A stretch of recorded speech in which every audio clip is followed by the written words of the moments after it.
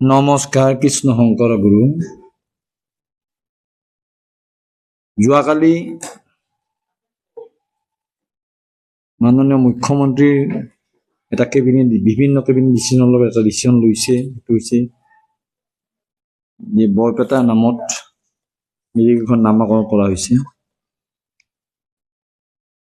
যোৱা 4 তাৰিখে দৌলত মহোৎসৱলৈ আহিছিল আৰু আহোঁতে বিভিন্ন স্মাৰক পত্ৰ বিভিন্ন কথা কোৱাৰ লগতে আমাৰ লগত সাক্ষাৎ হওঁতে সেই সময়ত ৰঞ্জিত কুমাৰ দাস আছিল, লগতে সতীৰ্থ হিচাপে, আৰু চন্দ্ৰমোহন পাটোৱাৰী আছিল, লগতে জিলা সভাপতিও আছিল আৰু কৰ্মকৰ্তাসকল আছিল তথা আমাৰ পৰিচালনা সমিতিৰ সদস্যসকলো আছিল।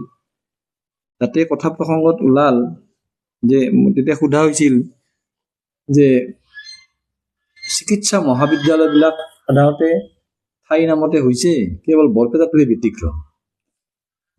এনেকুৱা কথা তেওঁ কৈছিল যে হয়তো হ'ব, কৰিব পৰা যাব, তেনে কৈছিল।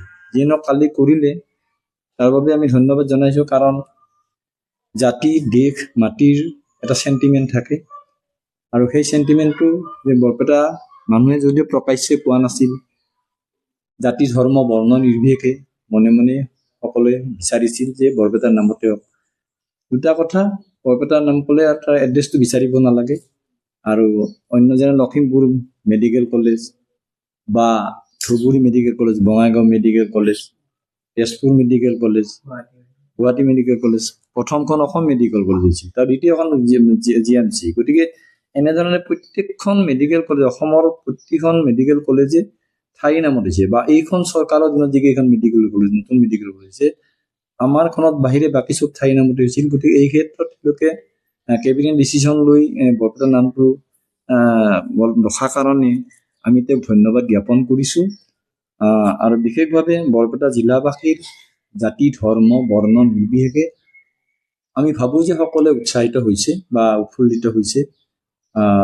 গতিকে এই ক্ষেত্ৰত বিচক্ষণ মুখ্যমন্ত্ৰীৰ লগতে কেবিনেট পৰ্যায়ৰ বা কালি কেবিনেটৰ যিসকল সদস্য উপস্থিত আছিল তেওঁলোকক আমি ধন্যবাদ জ্ঞাপন কৰিছোঁ। অন্ততঃ এটা কথা, মানুহৰ যিটো অনুভূতি, সেই অনুভূতিক অন্তত কিছু হ'লেও সন্মান দিছে। আৰু কিবা কিবি অসুবিধা আছে, এইটো চৰকাৰী কথা, কিন্তু আমি সাধাৰণ মানুহ হিচাপে ভাল পাইছোঁ। আৰু আমি বৰপেটা সত্ৰৰ হৈ বুঢ়া সত্ৰীয়া হিচাপে মাননীয় মুখ্যমন্ত্ৰী ডক্টৰ হিমন্ত বিশ্ব শৰ্মাৰ লগতে কেবিনেটৰ আটাইকেইগৰাকী সদস্যক বা মন্ত্ৰীসকলক আমি আশীৰ্বাদ যাচিছোঁ, তেওঁলোকে এনেধৰণে ৰাইজৰ দেশৰ দহলৈ কাম কৰি যাওক। কৃষ্ণ।